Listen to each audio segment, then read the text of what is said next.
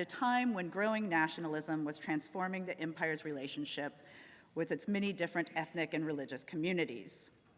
Her next book project takes the study of the Russian imperial experience in a new direction, linking histories of politics, economics, environment, science, and culture to explore the creation of the modern Russian North during the late imperial and early Soviet period.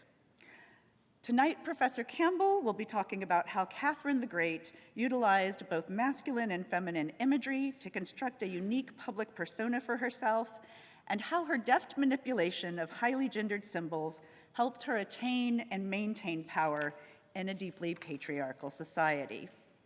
Her talk is entitled Catherine the Great, Gendering Sovereignty in 18th Century Russia, and please join me in welcoming Professor Campbell.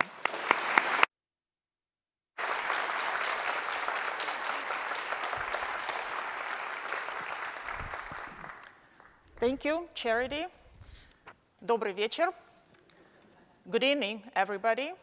I'm delighted to be here and talk about Russian Empress, Catherine the Great.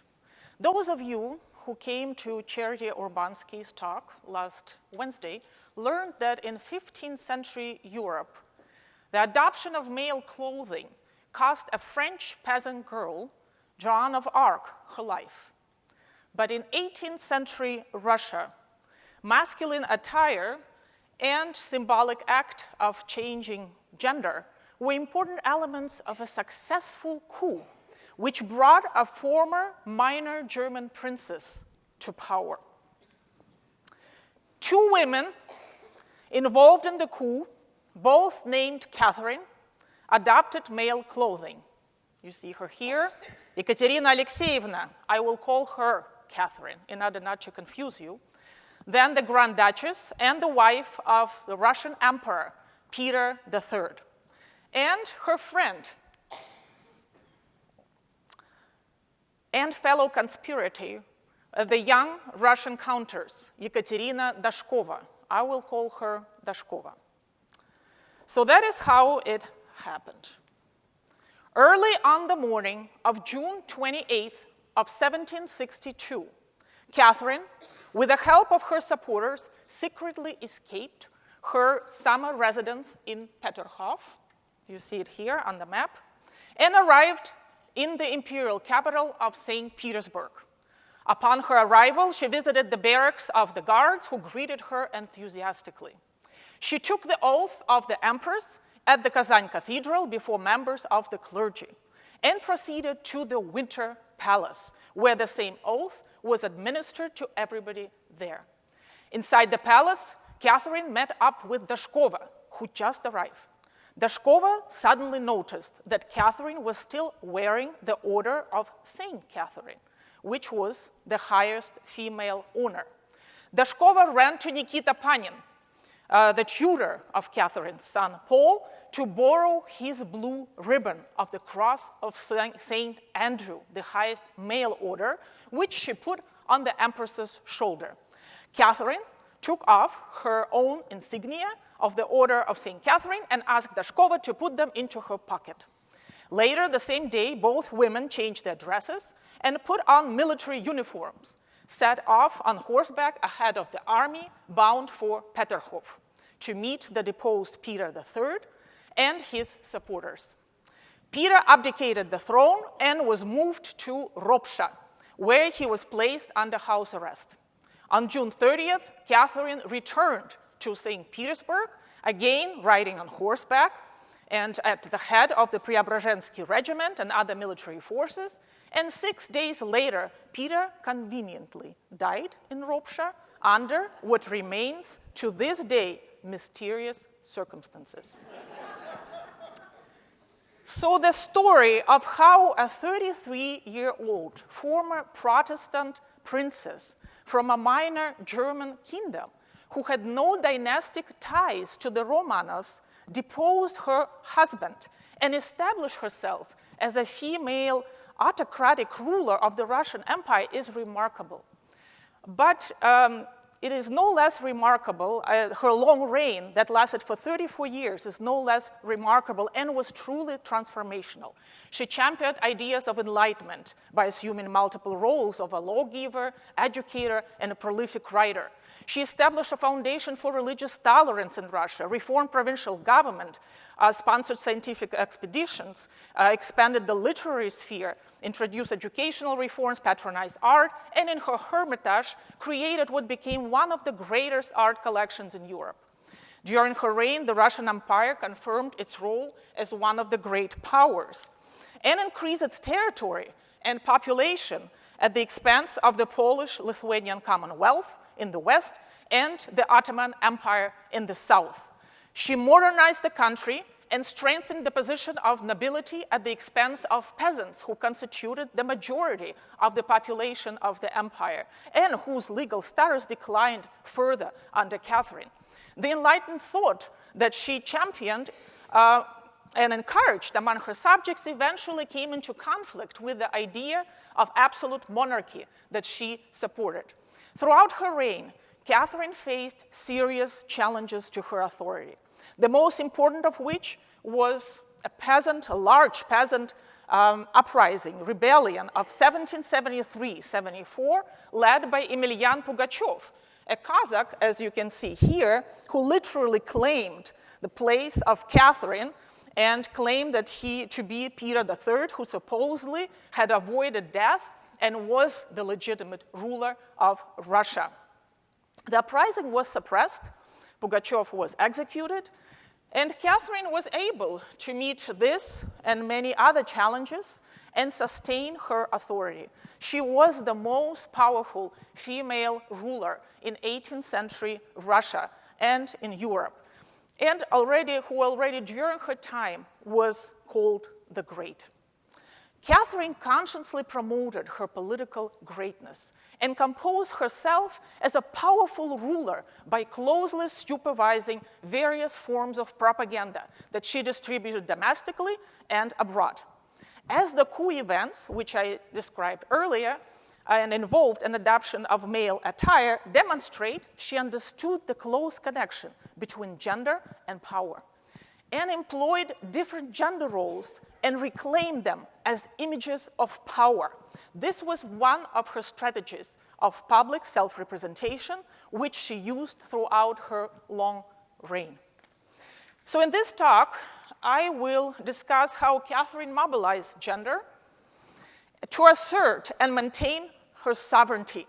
In particular, I will focus on her self-representations, which are vital for understanding the relationship between gender and power.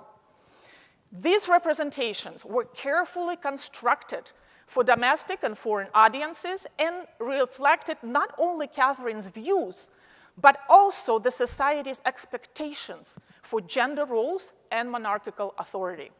Catherine left nobody neutral to her at the time and long afterwards. She was both praised by her supporters and admirers and demonized by her critics, and as we will see, these representations were also gendered. Finally, I will address the question about the implications of her rule for the lives of women and notions of gender in Russia. So in most European history, power has been equated with masculinity. Men had traditionally held most positions of power, while women were usually considered as weak in mind, body, and spirit, and therefore less suited to rule than men. So yet, female sovereignty has a long history in Europe and Russia. Between 1300 and 1800, 30 women assumed official sovereign authority over major European states. In the 18th century, Russia experienced the longest period of female rule anywhere in Europe. To make it easier for you to visualize the order of female rulers before I introduce a complicated Russian dynastic history, I will show you a set of nesting dolls that my colleague Eric Johnson and I designed. Strangely enough, I searched everywhere and trying to find a set that would represent just female rulers and couldn't find. I guess the female rulers are not celebrated in Russia yet. So as you can see here, so Catherine was the fourth woman to occupy the Russian throne after Catherine I, Anna, and Elizabeth, all of whom still functioned within a patriarchal societies and had to address the existing conventions about gender and had to justify their rule. So they all developed, these women, as well as their supporters, justification for female rule upon which Catherine II could rely. Therefore, it's important for us first to understand why female rule was possible in the 18th century in Russia and how it was legitimized. Monarchy provided an arena for women's political action. Women played an important role in court life by participating in its ceremonies. In contrast to a military field, the court life required from both men and women certain qualities, such as good looks, refined manners, the art of pleasing, charming, and intrigue, thus blurring the line between male and female conduct and appearance. Acting as consorts of male rulers, as favorites, women could exercise power informally. They could also act as regents and in some cases rule on their own right. In a monarchy, power was acquired by dynastic succession. Therefore, women could obtain sovereignty through dynastic politics and family ties. In modern Russia, and now a more complicated picture, well, it will come after this one. In modern Russia, female autocratic rule followed the reign of Peter the Great. The westernization of Russian elite women was an important aspect of Peter's ambitious efforts to transform Russia. The most noticeable changes concerned the ways in which women of upper class were required to dress and socialize.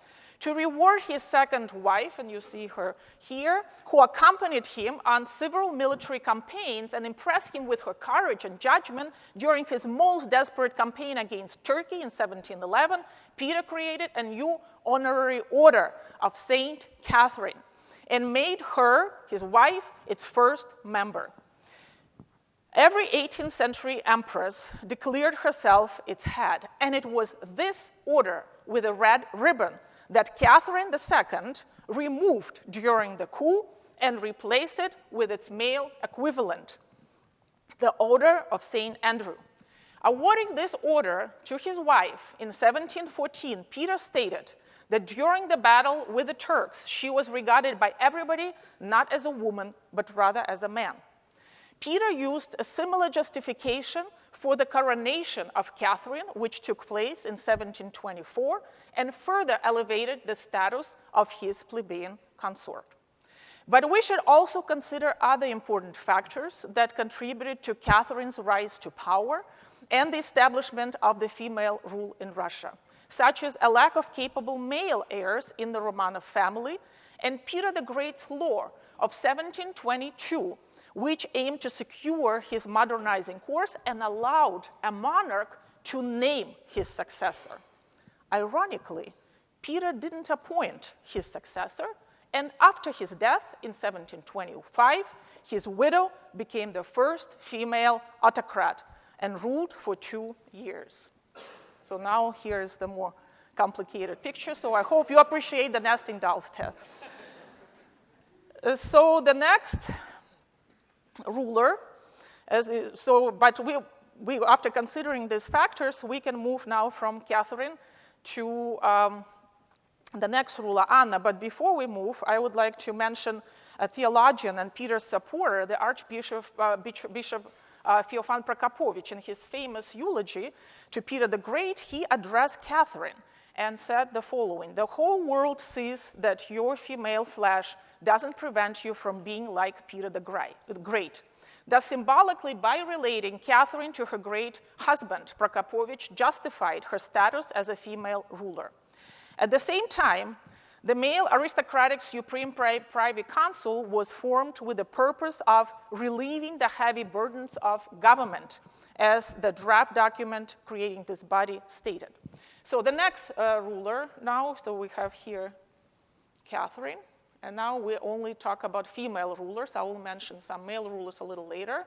So the next ruler was female ruler, was Anna.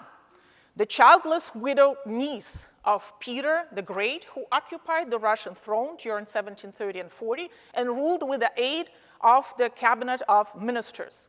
Russia's third female autocrat was Elizabeth, the daughter of Peter the Great and Catherine, who came to the throne in 1741 and ruled for about 20 years. To legitimize her rule, like her mother, she related herself to Peter the Great.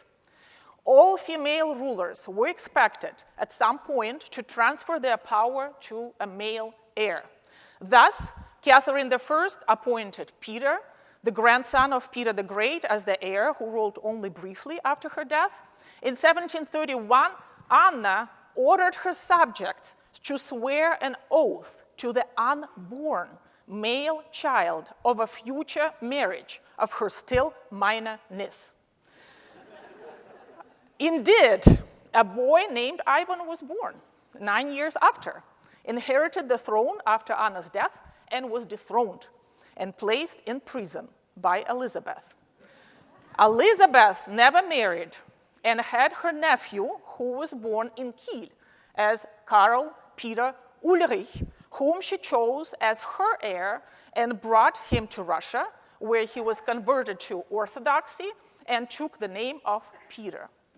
So royal marriage and birth were political matters. Therefore, following a careful diplomatic process, Elizabeth chose a minor German princess. Here she is on this map, and here is her portrait, Sophie Friederike Augusta von Anhalt-Zerbst, to marry Peter and produce a male heir. The 15-year-old princess arrived to Russia in 1744, converted to Orthodoxy, and took the name of Ekaterina, Catherine. Catherine and Peter married in 1745, and 9 years later, their son, named Paul, was finally born. Catherine's ambition, however, was not limited to the traditional roles of mother and wife.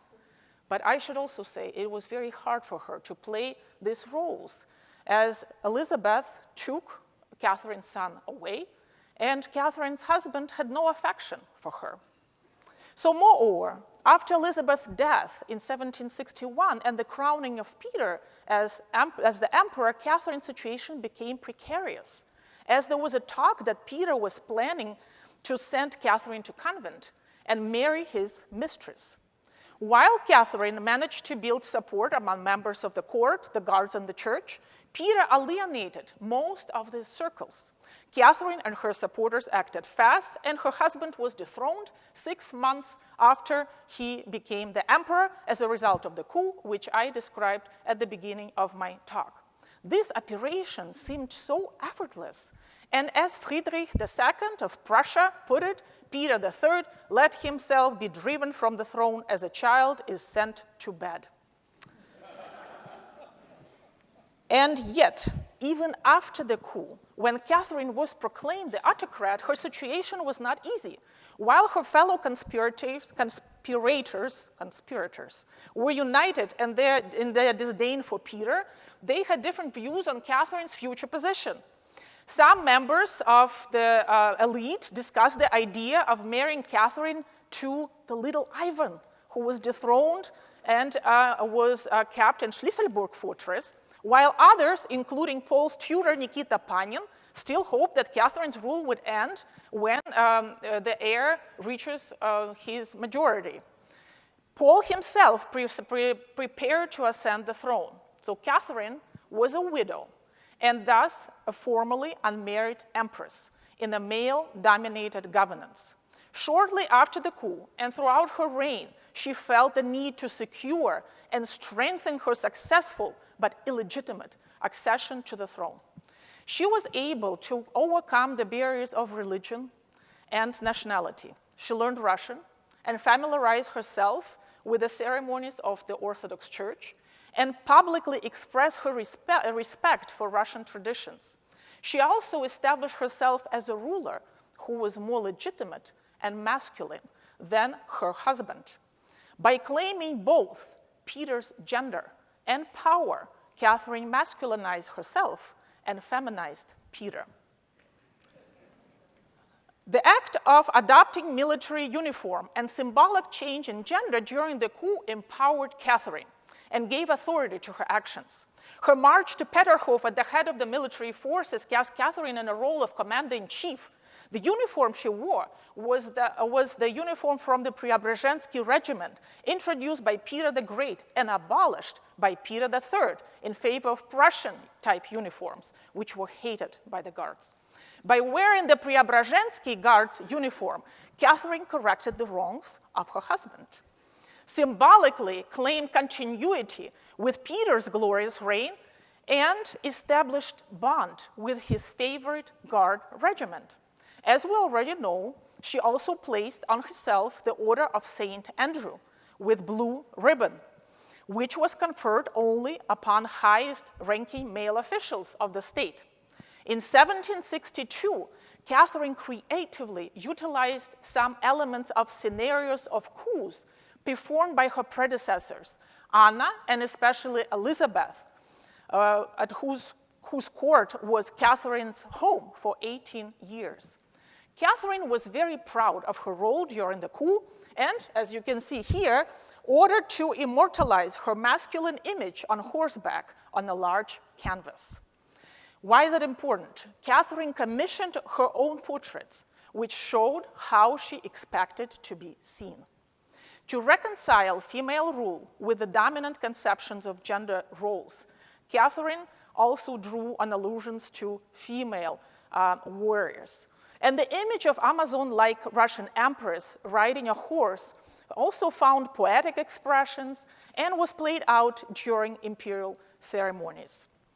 In 1787, during Catherine's trip to recently acquired Crimea, her favorite Grigory Potemkin, who organized the trip, arranged a troupe of women dressed up as Amazons as a part of the ceremony. Perhaps he hoped that the military spirit and the courage of Amazons would remind the glorious days of June of 1762, when Catherine herself bravely marched in military uniform ahead of the regiments. The Amazon image was one of Catherine's public representations and, as you can see here, a target of anti-Catherine satire. And here you see that a British depicts Catherine as an Amazon who is about to strike down the Sultan. Catherine also presented herself as Minerva, the Roman goddess of wisdom and warfare, thus combining militarism with reason. In 1763, to celebrate Catherine's coronation, Russia's leading actor, Fyodor Volkov, staged a 3-day celebration representing the empress as triumphant Minerva. Unfortunately, during the celebrations, he got cold and died shortly after, but the image of Minerva became a durable symbol of Catherine's rule.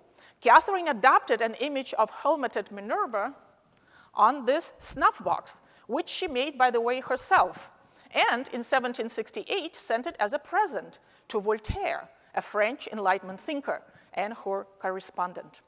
Catherine liked to think of herself as a military leader. She dressed as a man during the overthrow of her husband, during hunting expeditions and at parties. Like Elizabeth, she enjoyed dressing in men's clothes at court masquerades, where guests were required to dress in costumes of the opposite sex. Under Catherine, these masquerades were not only a collective experiment with transformation of identities, but also a theatrical performances, which demonstrated the taste of her splendid court. But unlike Elizabeth, who at court masquerades dressed as a man to demonstrate her beauty, Catherine used the masculine style to fashion her unique identity of a strong and intelligent political figure. She herself believed that she had the mental habits of a man and presented herself as far more masculine than her supposedly weak, politically incompetent, and sexually impotent husband. In her memoirs, the first version of which she began writing in the early 70s and continued throughout the rest of her life, she told how she loved the danger associated with horseback riding and enjoyed reading serious political literature, while her husband, according to Catherine, supposedly found pleasure in torturing dogs and military games. Even before the coup, she had begun to claim Peter's place in terms of both gender and power. As a French diplomat noted, the nature reluctant to bestow any gifts on her husband Peter had shown them on Catherine. Similar to Elizabeth, she considered herself to be the successor of a male ruler, Peter the Great. The image of Peter remained a point of reference for Catherine to the end of her reign. While her attitude toward Peter's actual legacy was complex, and she reevaluated some of his policies, she also found it politically useful to publicly claim his inheritance and, in effect, contributed to perpetuation of the cult of Peter the Great in Russia. And the best illustration of this is the Etienne Falconet's celebrated statue known as the Bronze Horseman, with its inscription, which can be seen here, to Peter I, Catherine II. Unveiled in 1782, it reaffirmed the continuity with Peter the Great's work and the direct link between Catherine and her great predecessor. To establish her authority, Catherine strove to emulate and relate to great men. Similarly, some of her male contemporaries complimented her achievements by comparing her to the great men. Voltaire, a French Enlightenment writer, philosopher, and one of Catherine's correspondents, spoke of the great man who is commonly called Catherine. Charles Delaine, an Austrian diplomat, consciously used the masculine form le grand to describe Catherine. The Prussian king, even the Prussian king, Frederick II, complimented Catherine's legislative efforts as a masculine performance worthy of a great man. And the Count Ségur, French ambassador to the Russian court, stated that Catherine had the talent, courage, and firmness of a man born to command. Like her female predecessors, Catherine took favorites, but did this on a different scale. In her memoirs, Catherine wrote, "The nature endowed me with great sensitivity. I'm not a perfect human being, but my intentions were always pure and honest." To understand favoritism under Catherine, we should certainly pay attention to her character and her personal story. At the same time, as some historians have suggested, we should not overlook the role of favorites and the role favorites played in the representations of her power. Catherine claimed freedom enjoyed by men for her sexual life, which also served her political goals. As most male monarchs, she took lovers. She allowed them to openly demonstrate their status as favorites. By appearing publicly next to the empress, they demonstrated her sexual conquests and played an important role in her exercise of power. Well, I don't mean that her love affairs were widely publicized and were allowed to be discussed in print, for example. This is a different kind of publicity that she allowed. The two most important men in her life played also important political roles. Grigory Orlov was one of the key participants in the coup, and Grigory Potemkin, whom she may have secretly married in 1774, became her closest advisor and exercised power on behalf of Catherine, whom, by the way, he called his mother sovereign, in the southern part of the empire. The end of romantic relations between Catherine and Potemkin didn't end their political alliance and mutual trust. In other words, Potemkin never fell out of favor, unlike other Catherine's favorites. Moreover, most subsequent favorites, coming usually from provincial minor noble families, were approved by him.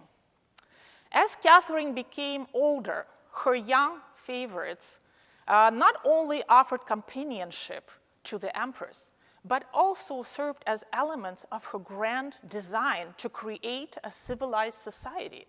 The handsome and polished by Catherine young man added splendor to her magnificent court and allowed her to present herself as an educator rather than a lover, a role that she assigned to herself as an enlightened ruler. Already during her time, Catherine's love affairs and her ambitious endeavors made her an easy target of critics and a subject of sexualized satirical images. So this image satirizes Catherine's so-called Greek project, presenting her with one foot in Russia, with other in Constantinople, with 7 European rivals gazing up to her skirt while making vulgar comments. The cartoon targeted Catherine's, obviously, expansionist ambitions, which were often equated by critics with her supposedly large sexual appetite. At the same time, the focus on her sexualized body, and by the way, this is a British version, there is a French version, which presents Catherine topless. And so reveals contemporary male anxieties about disorderly female sexuality and female rule. Many foreign critics, in fact, either condemned Catherine as a woman trespassing in the man's world, or believed or denied that she even exercised power and believed that she was manipulated by her favorites. So by invoking the image, language, and behavior of the male gender, Catherine identified herself as a powerful ruler. However, she also asserted authority by employing stereotypical female roles. For example, shortly after the coup, when Catherine appeared in a masculine attire on horseback, she issued several manifestos which aimed to legitimize her seizure of power by employing conventional gender roles as a caring mother and suffering wife. Catherine stated that both she and her son Paul were the victims of Peter's prosecutions. To correct the wrongs of her husband, she immediately declared Paul as her heir, something that Peter, when he became the emperor, had admitted. She also avoided revealing her ambition for power, but rather emphasized her desire to join the other trustworthy subjects in sacrificing their lives for their country. To legitimize her position as a woman, as a female monarch, a woman in power, she presented Peter III, her husband, as Elizabeth's nephew and the appointed successor who didn't show respect for his aunt and was not qualified to rule. In this manifesto, Catherine chose a strategy to present herself as both a suffering wife and a caring mother, and promising her subjects to restore the maternal care of Elizabeth's rule. At the same time, Catherine also created for herself a positive feminine identity by contrasting Elizabeth's court and court culture, known for its luxury, extravagance, and conspicuous consumption, with her court, which was also luxurious, by the way, but encouraged collection of European art, theatrical productions, and served as a vehicle for bringing enlightenment to Russia and establishing Russia's reputation in Europe as an enlightened country. Thus, by juxtaposing Elizabeth as a woman of fashion, it was believed that after her death, 15,000 dresses were found, and her own image as a woman of merit who worked hard, 10, 15 hours a day, to take care of the public good, Catherine presented her femininity by drawing on values of both the patriarchal society and the ideology of enlightenment. An image of a benevolent and maternal monarch was an important dimension of Catherine's political identity. In 1767, the elective assembly summoned by Catherine to create a new legal code offered Catherine the title of the Great and Wise Mother of the Fatherland. After the proposal was recorded, Catherine officially refused to accept the title. Well, modesty was an important element of her public persona. Although she officially declined the title, she was frequently addressed this way in official and private correspondence and became popularly known as Matushka, Little Mother Empress. I should note that Catherine ruled over a vast empire characterized by tremendous cultural, ethnic, and religious diversity. So the image of Catherine as a matriarch seemed to resonate with her loyal non-Russian subjects as well. For example, a Lutheran pastor in the Baltic provinces called her true mother of the fatherland in his sermon.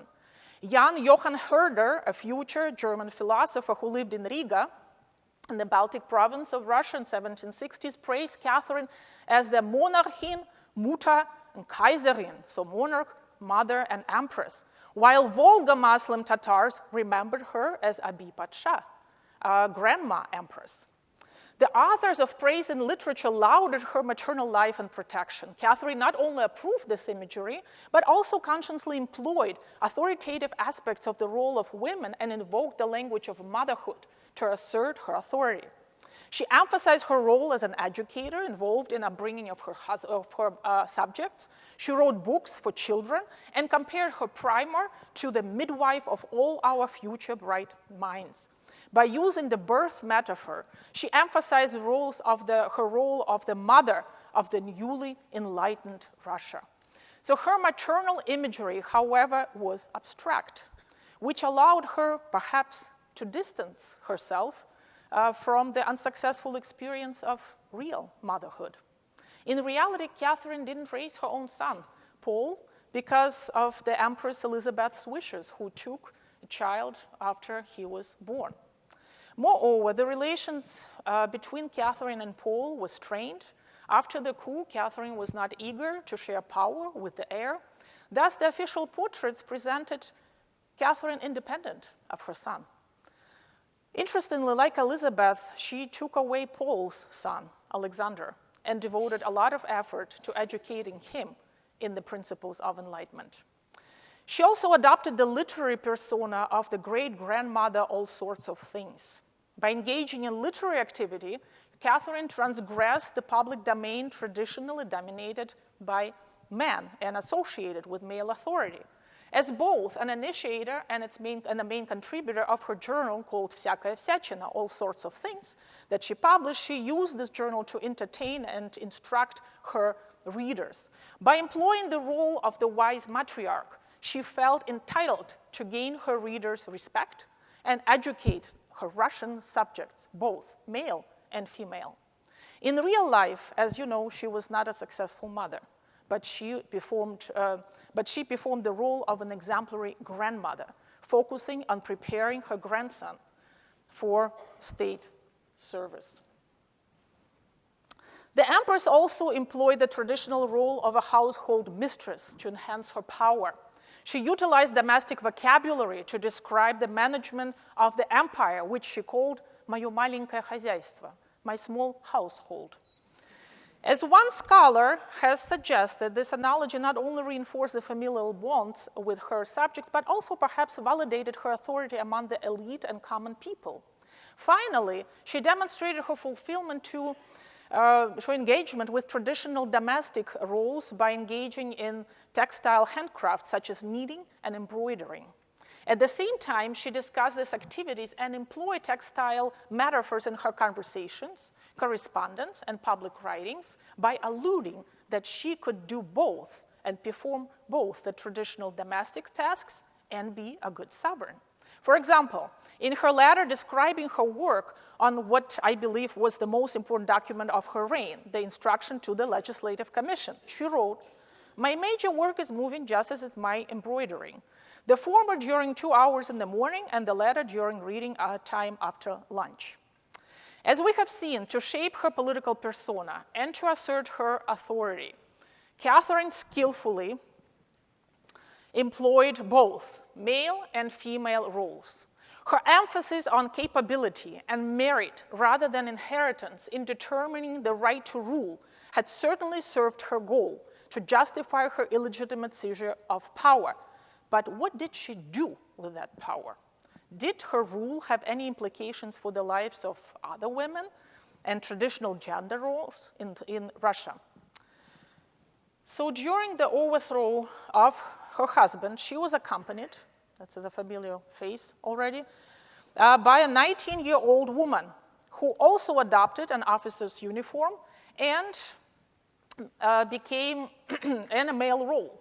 It was Ekaterina Dashkova, a member of the Russian aristocracy who was very connected to the Russian court. Her uncle was a Russian diplomat who in 1741 participated in the plot that brought Elizabeth to power. Empress Elizabeth and Peter III, whom she subsequently helped dethrone, were her godparents, and her sister was Peter's mistress. In 1759, though, a 15-year-old Dashkova first met Catherine, who at that time was Grand Duchess. From the first meeting, Dashkova admired Catherine and discovered an ideal, an enlightened, inspiring female role model for self-creation and individual achievement. However, the personal interactions between two Catherines were not always easy. Dashkova disapproved Catherine taking favorites and opposed the political influence of her favorite Orlov, while also expecting greater recognition of her dedication to the empress.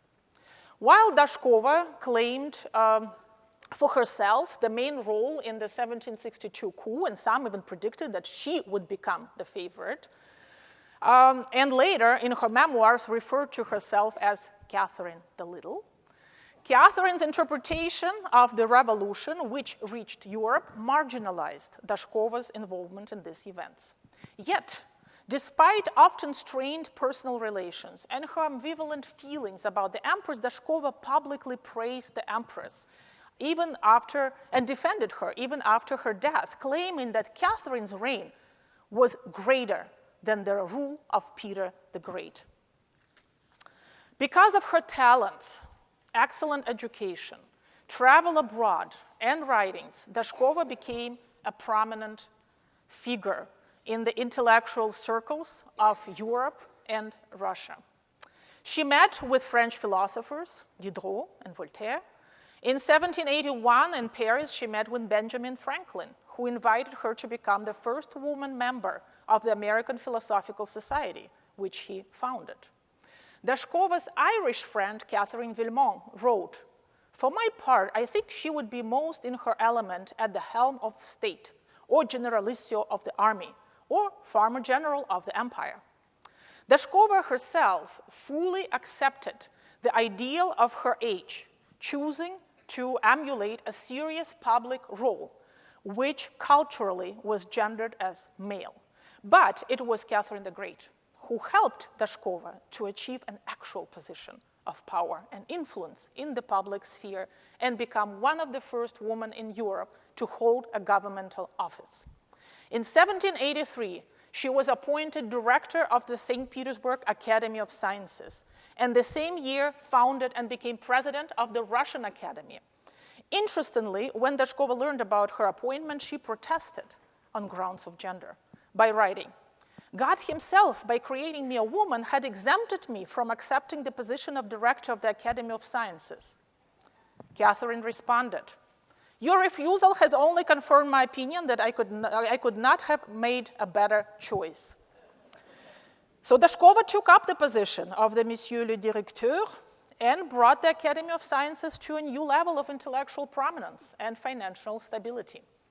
Dashkova was very well aware of her accomplishments and of her exceptional position of power in men's world. She acted out male's roles while being clearly conscious of herself as a woman in a position of power.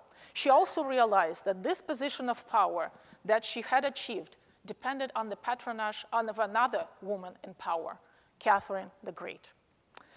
But Catherine's reforms in upbringing and education designed in collaboration with Ivan Bitskoy had a more lasting effect for women, while also revealing her views on women's role in society. Education was a highly debated issue in 18th century Europe, and Catherine's educational reforms had an ambitious goal: to raise a new breed of Russians. Thus, the question about Russian national identity was at the heart of this issue. Russian reformers, guided by Catherine, emphasized upbringing rather than education, which involved every aspect of child's development and not just learning of academic subjects. The preference for gentle guidance rather than punitive methods of upbringing echoed Catherine's political image of a benevolent and enlightened ruler. Ideally, the reformers hoped to provide proper upbringing to all children, regardless gender and social status. Nevertheless, the discussion of content and purpose of education and upbringing had a social status dimension and was cast in gendered terms. The reformers thought that intellectual development beyond literacy was appropriate only for pupils of higher social status. They also sought to maintain a boundary between masculinity and femininity. They were critical of superficial French influence on Russian noble society and viewed French upbringing as feminine. Dashkova and others were particularly concerned about what they saw as the loss of masculinity by Russian boys and young men as a result of this upbringing, and advocated for a form of patriarchy with restraint that would inhibit tyranny and arbitrariness, a sort of enlightened patriarchy, an idea that also echoed a concept of enlightened absolutism. The upbringing of Russian girls as better wives, mothers, and mistresses of household occupied an important place in this project. Catherine's famous residential Smolny College, or Smolny Institute for Noble Maidens, established in 1764 at the edge of St. Petersburg, was instrumental in this endeavor, while also serving as a showcase of the Empress's enlightened project of raising new girls. The curriculum offered an abbreviated version of the program of its male counterpart, the Corps of Cadets, and placed a special emphasis on languages, literature, and drama. Catherine was personally involved in Smolny's life. She invited Smolyanki, Smolny girls, to the court, frequently visited the institution, and corresponded with one of the students. She also promoted Smolny girls as emblems of her educational policies and of enlightenment in Russia. She commissioned Levitsky, the famous artist who also created one of the most famous portraits of Catherine, to create portraits of some of her favorite Smolny girls, dressed in their theatrical costumes. At school, they had uniforms. These portraits were completed in 1776 and placed in the Empress's residence in Peterhof. The portraits captured Catherine's goal of constructing new Russian girls who were feminine, as we see, but not passive objects, and had emotions, interests, and talents. At the same time, according to Catherine's design, these new girls would not challenge the imperial order and the masculinity of the new Russian men, who were raised as enlightened and benevolent patriarchs. When in his letter to Catherine, Voltaire compared Smolny girls with a battalion of Amazons, Catherine responded, "I don't know whether this battalion of girls will turn out to be Amazons, but we are very far from wishing to turn them into nuns. We educate them with a view to making them the delight of their future families. We want them to become agreeable young ladies capable of raising their own children and running their own homes." So when I was reading Catherine's memoirs, I was struck by a story about a saddle that she invented when she lived as a Grand Duchess at the Elizabeth's court. Horse riding was one of Catherine's passions, and Catherine invented a saddle that could be easily transformed to allow her to sit as she wished, a female way to please Elizabeth, and when nobody saw her, she could observe her, a male way, by switching her leg over, which, by the way, she thought was also safer. Catherine also thought of herself as an individual who combined a male mind and character with the attractiveness of a polite and kind woman. While Catherine herself didn't make this parallel, I take the liberty to compare her convertible saddle that she invented to her approach to sovereignty, which was a site of gender crossover. The saddle of power, if one can say so, both required and to some extent allowed her to combine male and female qualities and present herself as a superior ruler who was distinguished from other men and women in her realm. She was able to create space for herself within a patriarchal society and a masculinized narrative about power by casting herself as a military leader and a matriarch without radically revising culturally dominant norms, gender norms. Neither her educational policies, educational reforms intended to eliminate the gender binary and challenge traditional gender roles. Her view on gender were conventional, and Smolny Institute promoted the traditional idea of domesticity. Yet, her educational project redefined the ideals for noble Russian men and women, masculine and feminine identities, by combining traditional Russian values with the ideas of enlightenment. As we have seen, a prominent woman like Dashkova, Catherine the Little, saw Catherine II as a model, and with the help of the empress was able to play an important public role. Catherine's educational reforms had a lasting effect for the lives of many women and the Russian culture. Catherine aspired to spread upbringing to the provincial parts of the empire by creating national educational system. Although the project was underfunded and only partially realized, what's important, she gave a legitimacy to the idea that education has to be accessible to both genders. Her reign didn't radically change the common notion that female rule was something undesirable. In fact, Catherine was the last female ruler on the Russian throne. In 2005, following the federal elections in Germany, a country that never even had a queen, Angela Merkel was appointed Germany's first female chancellor, who during her long term has been recognized as the most powerful woman in Europe. It has been observed that in her Berlin office, along with a portrait of Konrad Adenauer, the first post-war chancellor of Germany, she has a small portrait of the German-born empress, Catherine the Great. Well, I find it interesting that the memory of Catherine is still relevant, not only in Russia, but beyond. But I leave it to political analysts to explore the possible parallels between the Russian empress and the German chancellor, and open the floor to questions about Catherine the Great, who was the most remarkable female ruler in 18th century Russia, who was able to assert her active role in the world of power, traditionally dominated by men. Thank you.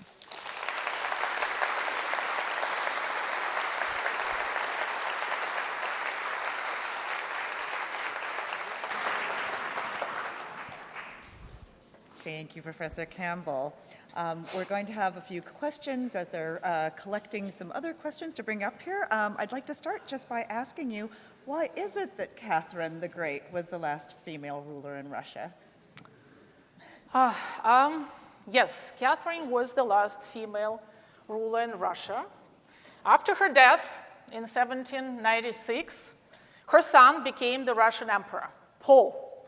And one of the first public acts was to revoke Peter the Great's law of 1722.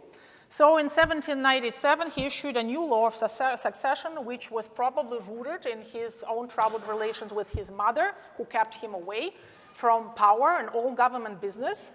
So, and rumors even circulated that the old empress wished to pass over her son in favor of her beloved older grandson.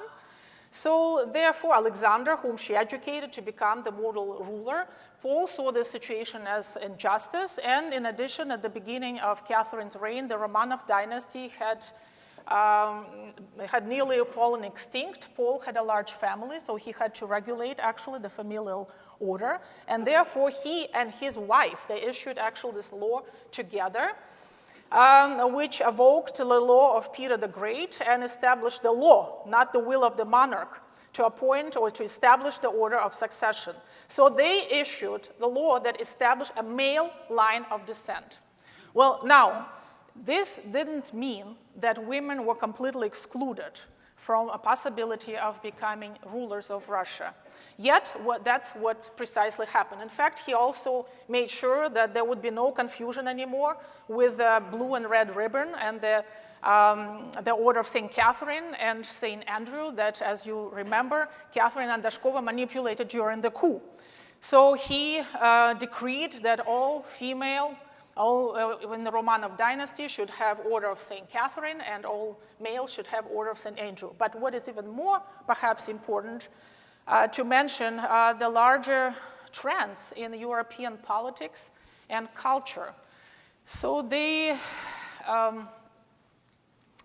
when Marie Antoinette, the last French queen, was executed in 1793.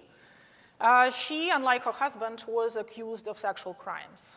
And these moralistic attacks became possible during the revolution, which eroded monarchical authority in Europe, not in Russia.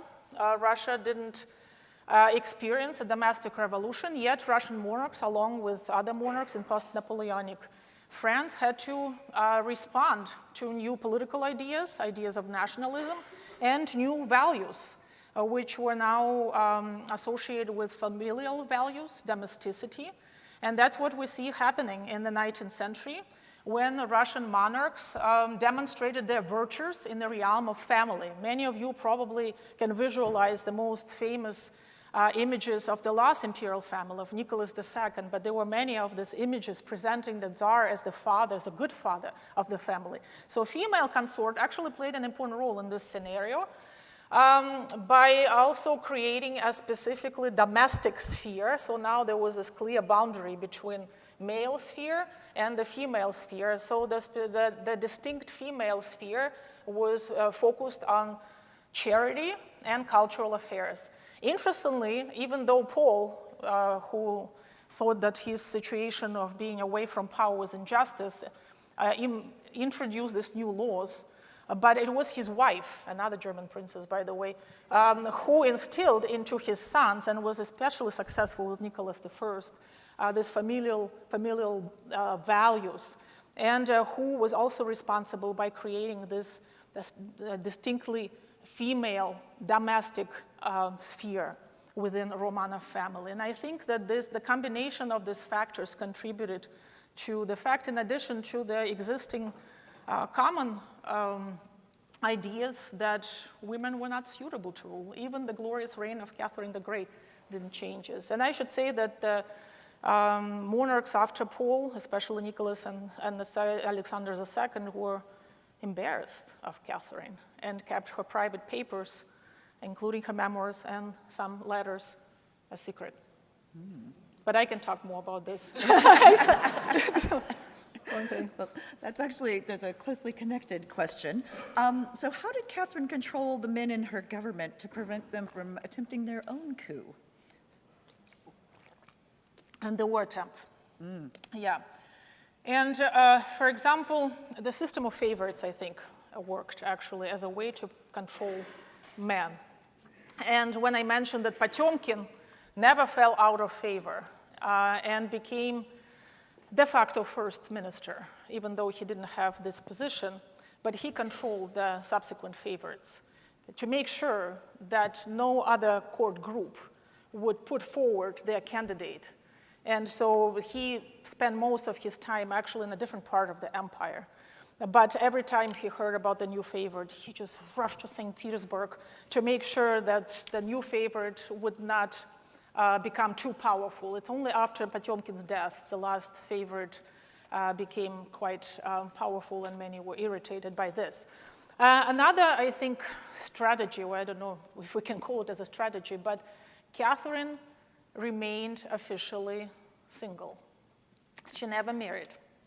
And I think it was strategically a very good step to do, even though she discussed the possibility of marriage after the coup with Orlov, who was her first favorite. And as many historians believe, and I also think so, that she did secretly marry Potemkin, but never became associated with another man. And in fact, there were those who were against this marriage. So there were groups that tolerated Catherine in power, but didn't want to have another man next to her, and then disturb this existing balance of power. As one critic said, Madame Potemkin or Madame Orlov will never govern Russia. And so these were some of the strategies, I think, that helped her to control men, even though some wanted to take over.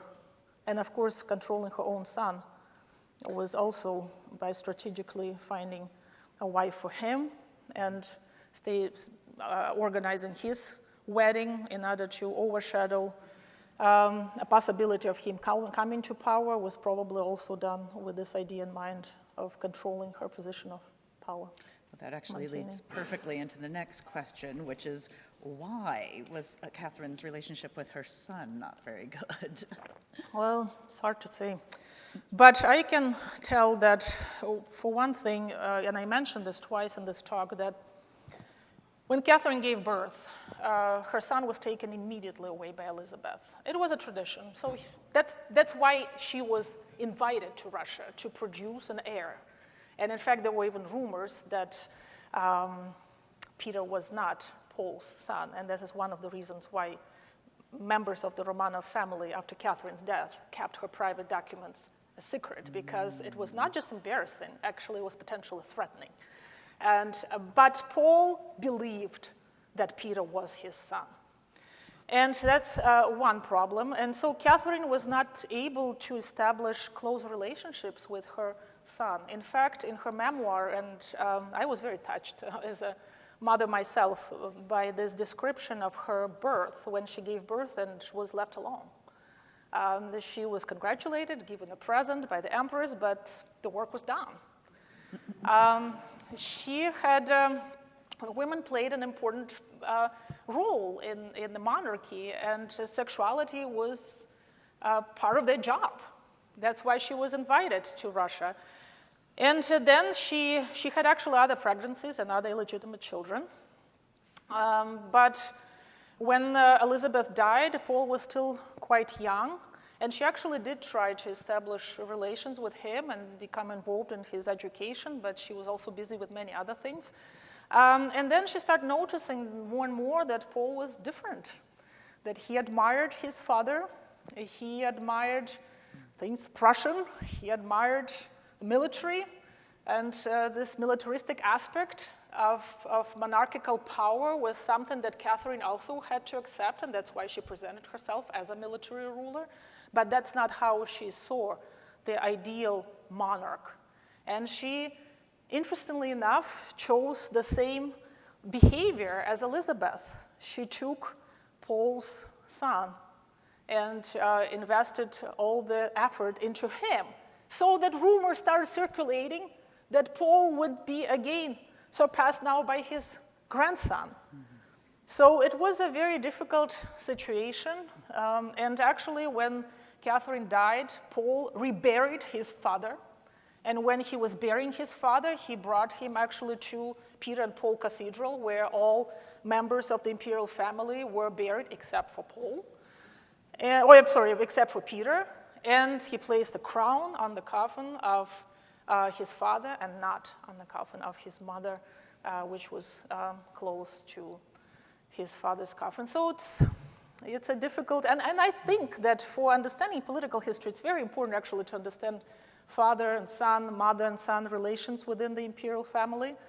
And they often help us understand some political decisions, even though, as I try to indicate, this law of succession that Paul adopted was not solely motivated by his hatred of his mother. There were some other issues, and yet these are important factors that we as historians should take into consideration when we interpret political history. Absolutely. We've got two questions on this topic, so I have to make sure to include it. And that is, to what extent is there any evidence of bisexuality on Catherine's part? There seems to be some indication of that with the relationship with Dashkova. Okay, as far as I know, scholars don't have evidence of her bisexual behavior.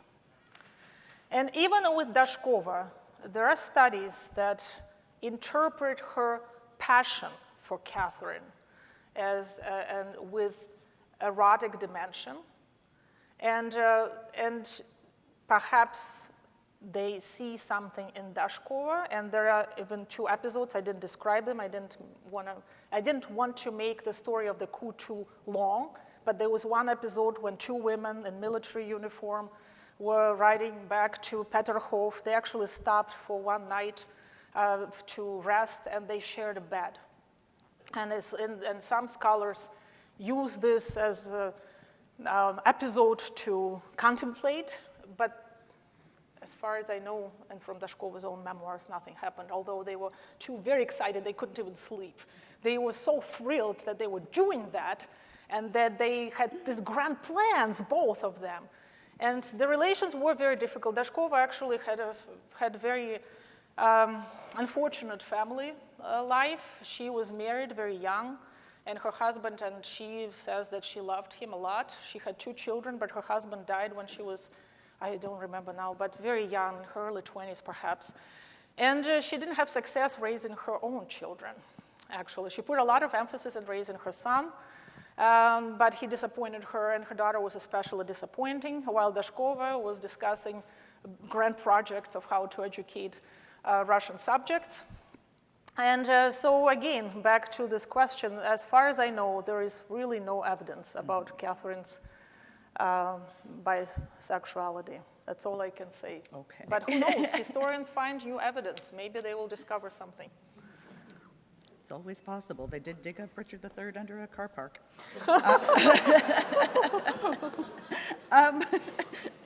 Interesting segue there. I like this one a lot. So, to what extent were the portraits and paintings of Catherine, to what extent would they have been available to the general public? So how widely known would these images have been? Okay, well, there were a lot of, and I show some of them, engravings. And that's how portraits are circulated. I also showed you a very interesting image where a portrait of a rebel, Pugachev, the leader of rebellion of 1773, was painted over a portrait of Catherine the Great. So some of these portraits, and this all happened far away from Moscow and St. Petersburg in the eastern, southeastern part of the empire. So some of these portraits obviously were in government offices. Also, I should mention that not only Catherine's portraits played an important role in presenting her images, but also her extensive travels through the Russian Empire. She was a really remarkable ruler who never left Russia since the moment she came to Russia at the age of 15, but who traveled extensively in the interior provinces and also to the borderlands. And so all these trips, especially her most famous trip to Crimea, and you probably heard of Potemkin's villages, which myth actually that is associated with this trip, but that's where she could present herself, but also these presentations were accompanied by theatrical performances. And many of these images that you see on portraits played out in these ceremonies. I also mentioned the 3-day masquerade that was staged in Moscow to celebrate her coronation, and the image of Minerva played out there as well. So there were multiple ways. And then what she also did, she used medals a lot. These medals, and she even adopted one of the images for this little box that she carved herself and gave out as presents. And so she was very strategic by utilizing different modes of propaganda, not only these giant canvases, but also medals and theatrical performances and many other ways. Actually, connected to the medals, some of the images look to be coins. Did she? Medals, not coins. They were. Oh, I was going to say, because I was thinking of the Roman Empire and how a lot of the time the emperor, sort of the representation of him on the actual coinage that circulated, everybody saw it on a daily basis, and that was an important way of constructing an image. But she didn't do. Oh, there were many ways to see the emperors, and I should also say that it's hard for us to say exactly how Catherine actually looked like. Because many of these images presented her how she wanted to look and how she wanted to be seen. Of course, we have descriptions of her appearance, but this is a different question. Okay, just a couple more. Well, this is sort of hearkening back to the coup. And the question is, why was a German princess allowed to become empress, and what was the source of her popularity prior to the coup? Okay, why was she allowed a German princess? Well, it didn't really matter much, because she, in fact, became the most Russian German princess. I will show you, I think I have these images. I kind of was doing this, oops, sorry, too fast. I will show you her Russian. She presented herself and she's depicted in Russian costumes. She learned Russian, and she juxtaposed herself with Peter, who's also German, by the way, even though he had a better connection to Romanovs. But she learned Russian. She wrote in Russian, even though sometimes she made mistakes, but still grammatical mistakes. But she used Russian proverbs to show that she really knows Russian. She converted to Orthodoxy, even though the question about her religiosity is a complex one, but she publicly expressed her devotion to Orthodoxy. She went on pilgrimages, even by foot. She went to Rostov to show her subjects that she respected the traditions that Peter didn't respect, while also continuing, by the way, some policies such as secularization of church lands that Peter proposed and she adopted as a very important policy. And yet she presented herself as a devoted Russian. And I think that was very important as well. And as I said, when she came to Russia, she assumed a new identity. And that's what was expected as well. She converted to Orthodoxy. She adopted a new name, Ekaterina Alexeyevna. She always defended Russia, and that was one of her, I think, goals, to show the West, to show Europe that Russia was also enlightened, that Russia had a lot of potential, and partially her correspondence with Voltaire served this goal. And I think that's what made her the most Russian empress in Russia, even though she was German. But it was also a custom. And in fact, German little principalities, I don't know if we can say so, played a role of a kind of marriage office for European courts. So a lot of brides came from Germany. And in Russia, most of female consorts came from Germany, including the wife of the last Russian ruler, Nicholas II. Mm-hmm.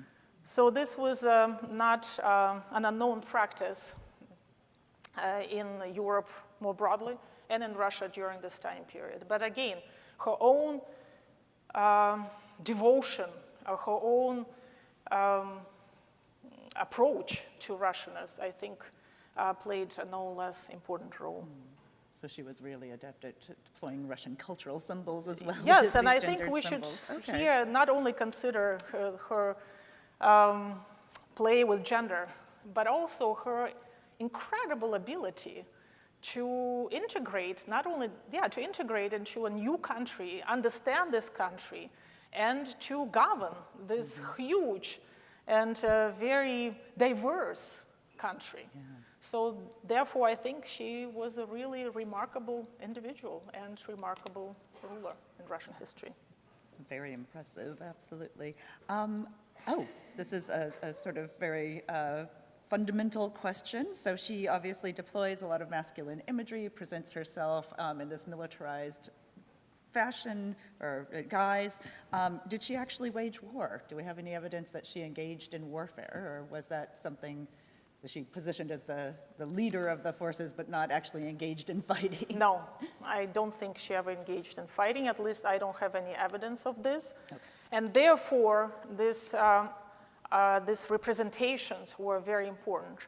Unlike actually Peter the Great's wife, second wife, Catherine I, who also didn't engage in battles, but she accompanied her husband, and that's why he awarded her, especially after this disastrous campaign against Turkey, when she presented herself as a brave, not as a woman, but as a man. So even then, she accompanied her husband but didn't participate. And Catherine also didn't participate. She had Potemkin. She had others, and by the way, that's how she is here remembered. This is the monument that was erected to commemorate Catherine. In fact, the first monument. By the way, the first idea to create a monument to Catherine emerged already during her reign. And one of the proposals was to immortalize her image on the horse, because she so liked horses, and that was such a big a moment, such an important moment, and yet nothing came out of it. Instead, it was Peter the Great who was depicted on the horse, even though Catherine established an important link with him. And this is the monument that was finally erected in 1873, just off Nevsky Prospect on one of the squares in the center of St. Petersburg. And as you can see here, she's surrounded by mostly male, and some of them are very prominent military and naval commanders.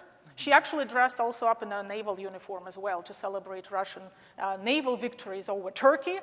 And so she utilized this strategy as well. But again, no, she didn't engage into military campaigns. But she did ride ahead of the army to dethrone her husband. Well, that was the important bit of the job, really. All right, well, that's all the time that we have for questions. Please join me in thanking Professor Campbell once again. Thank you.